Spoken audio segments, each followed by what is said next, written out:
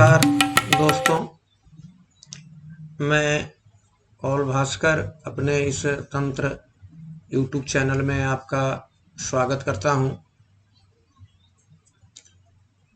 आज का विषय है श्री यंत्र पूजन रहस्य। आप ये प्रश्न कर सकते हैं कि श्री यंत्र पूजन तो पुस्तकों में लिखा है, विधि भी आसानी से उपलब्ध है, तो फिर रहस्य कौन सा नया रहस्य आप इस वीडियो में बता रहे हैं या बताना चाहते हैं। तो दोस्तों, ये वीडियो जो है, जो अदीक्षित व्यक्ति हैं उनके लिए ये उपयोगी उतना नहीं है जितना दीक्षितों के लिए है। अदीक्षित के लिए इसका उपयोग यह है कि श्री यंत्र के विषय में जो भ्रम है या जो भ्रामक जानकारी आजकल परोसी जा रही है, इस भ्रम को ये वीडियो देखने के बाद ये भ्रम दूर हो जाएगा। ये पूरा वीडियो जो है वो दीक्षितों के लिए है। अब आप बोलेंगे कि भाई जो दीक्षित है श्री विद्या में, उनको श्री यंत्र पूजन का तरीका भी पता है, तो फिर मैं बोलूँगा कि नहीं, इसमें कुछ ऐसी बातें बताई जा रही हैं जो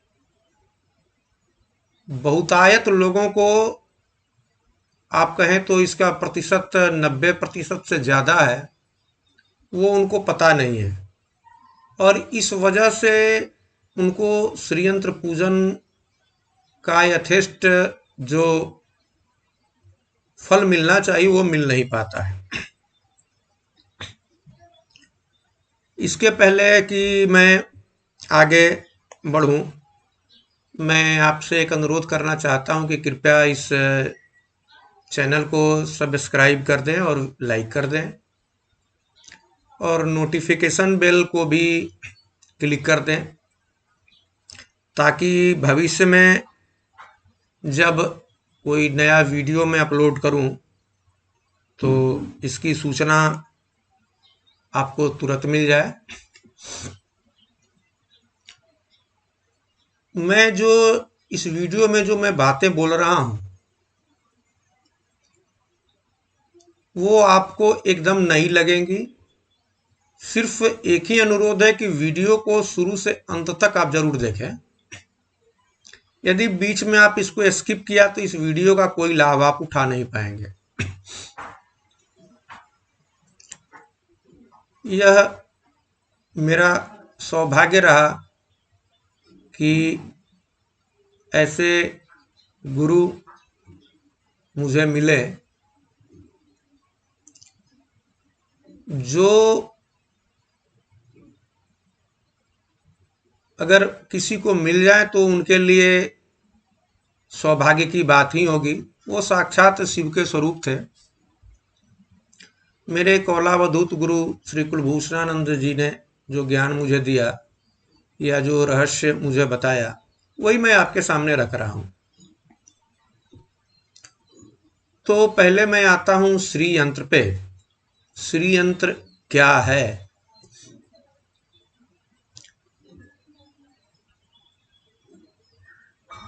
पंचानबे प्रतिशत या इवन कहें कि 100% लोग यही मानते हैं कि श्री यंत्र जो है वो लक्ष्मी प्राप्ति का, प्रचुर धन प्राप्ति का यंत्र है। ये आपका भ्रम है।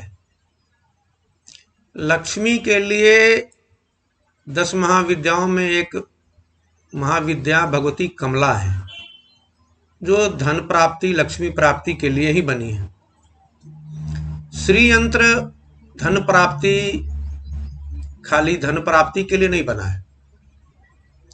ये समस्त ब्रह्मांड का परिचायक है। इस यंत्र में 10 महाविद्या की पूजा उपासना हो सकती है। बाजार में आप यंत्र देखें श्री यंत्र बना है, उसके चारों ओर महालक्ष्मी का मंत्र ओम श्रीम ह्रीम श्रीम कमले कमलालय लिखा आपको मिलेगा। जबकि श्री यंत्र का महालक्ष्मी के मंत्र से कोई लेना देना नहीं है। ये ब्रह्म विद्या है, तीसरी महाविद्या भगवती महात्रिपुर सुंदरी का ये पूजन यंत्र है। वैसे इसमें 10 महाविद्याओं का आप पूजन कर सकते हैं। तो पहला भ्रम जो अदीक्षित लोगों के बीच में है या बहुत दीक्षित लोगों के बीच में भी, कि ये यंत्र जो है वो सिर्फ धन प्राप्ति में सहायक होता है, तो ये भ्रम आप अपना दूर कर दें। अब आते हैं मूल रहस्य की ओर बढ़ते हैं। ये तो प्रारंभिक बातें थी जो अदीक्षित व्यक्ति को भी जानना चाहिए, क्योंकि मैं देखता हूँ कि जिससे घर में जाओ श्री यंत्र का एक फोटो टंगा है, कैलेंडर टंगा है, घर में एक श्री यंत्र रखा भी है स्फटिक का, अलग अलग धातु का बना। ये सब आप गलत कर रहे हैं। श्री यंत्र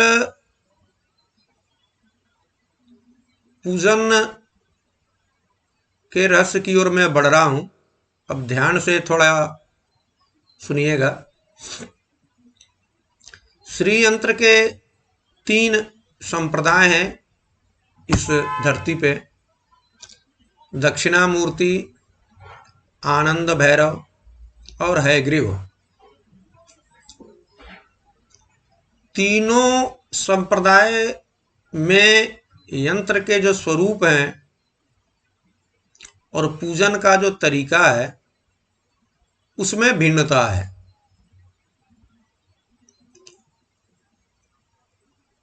आनंद भैरव और दक्षिणामूर्ति संप्रदाय का जो श्री यंत्र है वो एक तरीके का है, और हयग्रीव संप्रदाय में जो श्री यंत्र का स्वरूप है वो थोड़ा अलग है। दोनों में बस एक थोड़ा सा अंतर है कि आनंद भैरव और दक्षिणामूर्ति संप्रदाय में भूपुर के बाद वृत्त त्रय लिखे जाते हैं। हयग्रीव संप्रदाय में वृत्त त्रय नहीं होता है। तो पहली बात तो यह है कि आप अपने संप्रदाय के अनुकूल जो श्री यंत्र है वो रखें। लेकिन ये पता कैसे चले कि हयग्रीव संप्रदाय से हम हैं, दक्षिणामूर्ति से हैं, आनंद भैरव से हैं? तो ये तो आपके गुरु ही बताएंगे आपकी क्या परंपरा है। वैसे कट पेस्ट का जमाना है, जो अधिकारी नहीं भी हैं वो भी कोई आया, ठीक है भैया लो श्री विद्या की मैं दीक्षा दे रहा हूँ, वो फलाना किताब ले लेना, उसमें पूरा आवरण पूजन वगैरह लिखा है, आप उससे पूजन कर लेना, बात आई गई, खत्म हो गई। गड़बड़ी देखिए यही होती है। हम और आप ना कोई मंत्र नया या परंपरा नया गढ़ सकते हैं। ये परम शिव से परंपरा जो चली आ रही है, जो लीनियज है, ऊर्जा का स्रोत जो है वो गुरु परंपरा के माध्यम से अंतिम पीढ़ी तक जाती है। तो जो आपकी परंपरा है उसी के अनुकूल आप पूजन करें तो फल मिलेगा, अन्यथा आपका पूरा श्रम जो है निरर्थक है। तो ये तो आपको स्पष्ट हो गया कि श्री यंत्र के स्वरूप में क्या अंतर है। अब श्री यंत्र के पूजन, आवरण पूजन का तरीका भी जो है वो भी 3 प्रकार के हैं: सृष्टि क्रम, स्थिति क्रम और संहार क्रम।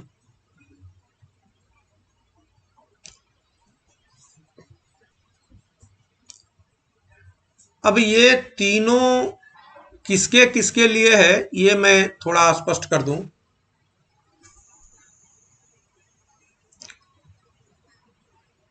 तो शास्त्र में लिखा है कि स्थिति क्रमो गृहस्थस्य गृहस्थों के लिए स्थिति क्रम है।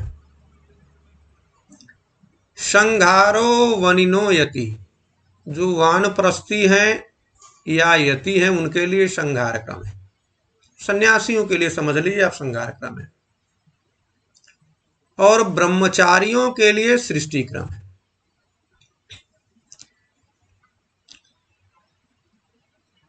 आज जो पुस्तकें बाजार में उपलब्ध है पूजन पद्धति की, वो सब सन्यासी द्वारा ही लिखी है प्रायः।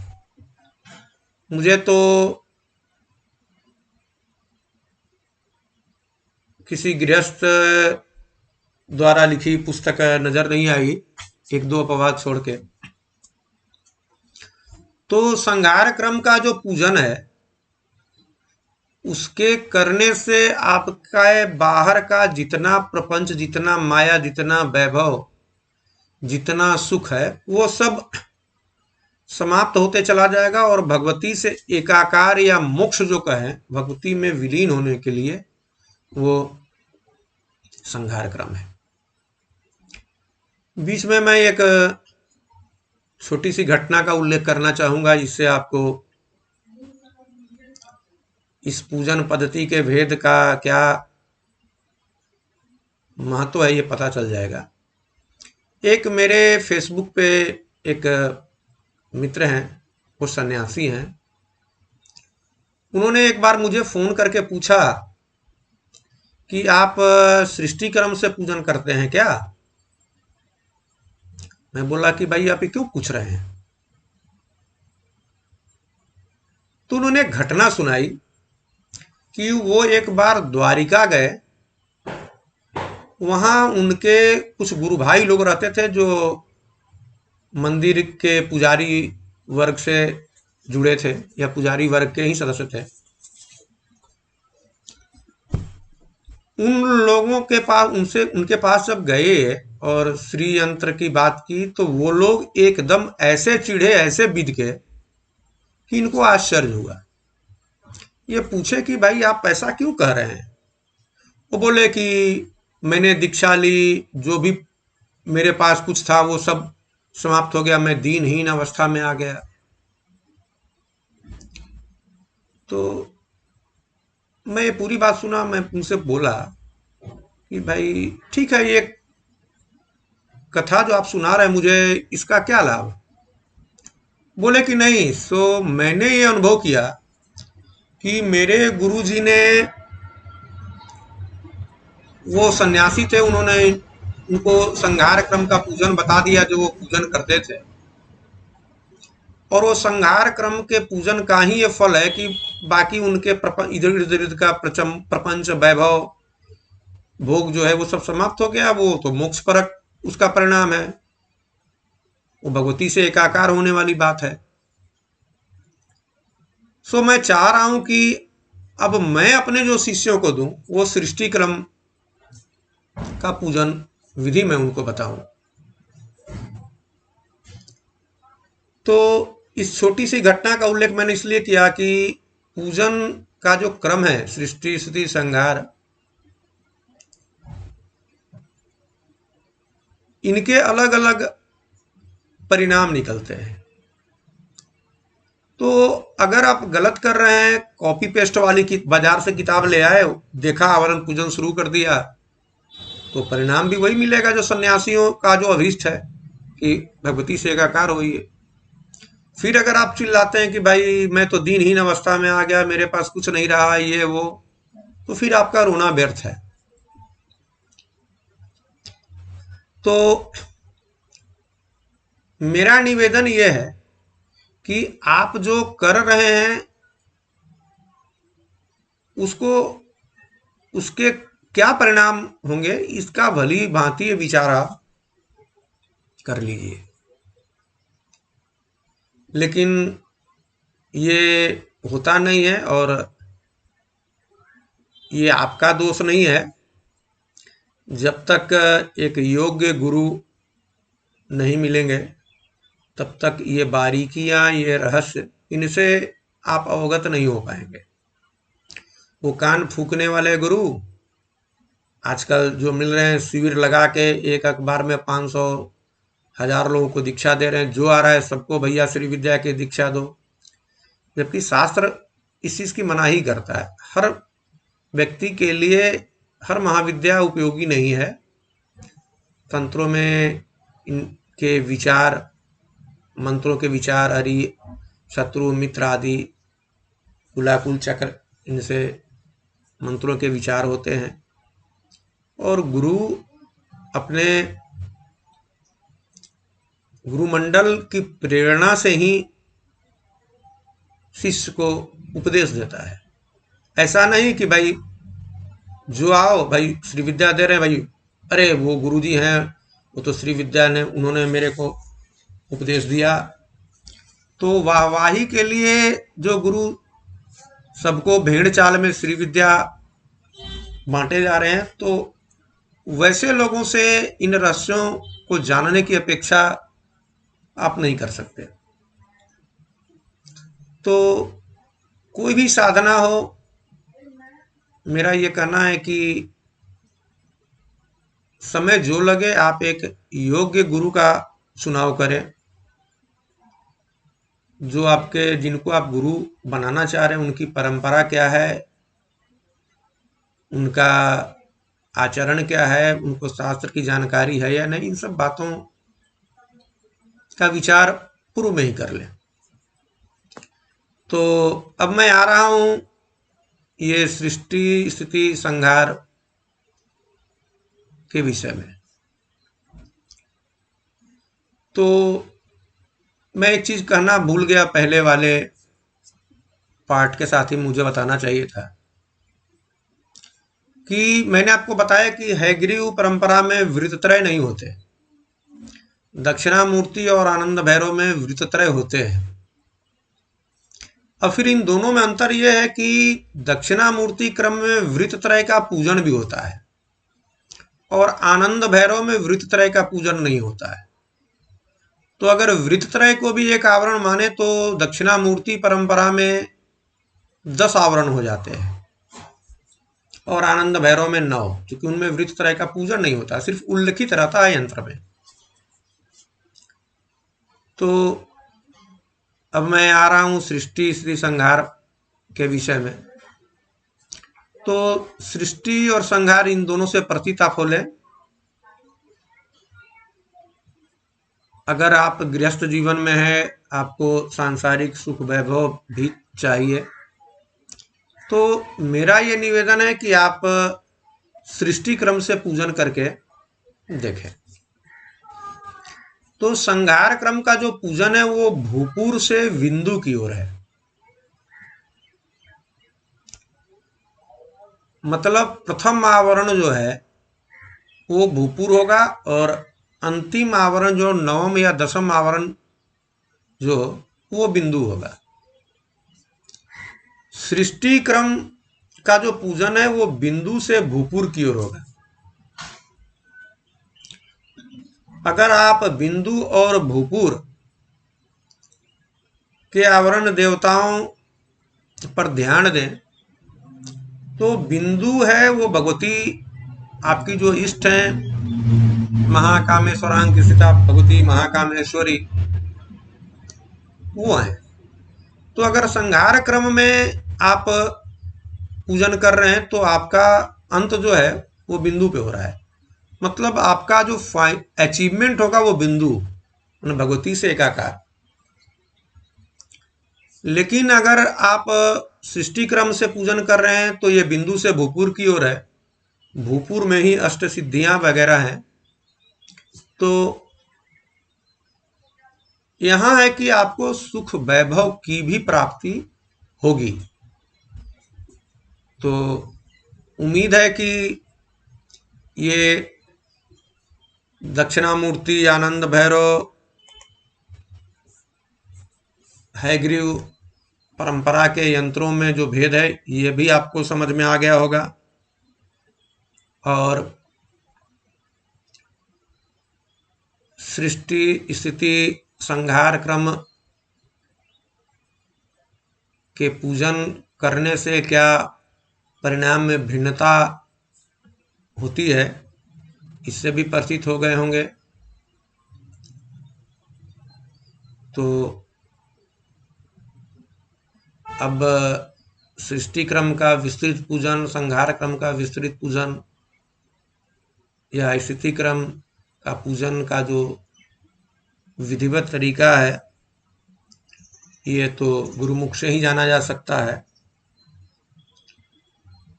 उम्मीद है कि इस वीडियो में जो मैंने रहस्य की बातें कही हैं वो आपको पसंद आएगा। वीडियो की जो बातें हैं वो आपको कैसी लगी, आपके लिए उपयोगी आपको लगी या नहीं, ये कमेंट सेक्शन में आप बता सकते हैं। और सृष्टि क्रम से कुछ समय पूजन करके आप देखें और क्या परिणाम आपको मिलता है। मैं चाहूँगा कि आप उससे भी मुझे अवगत कराएं।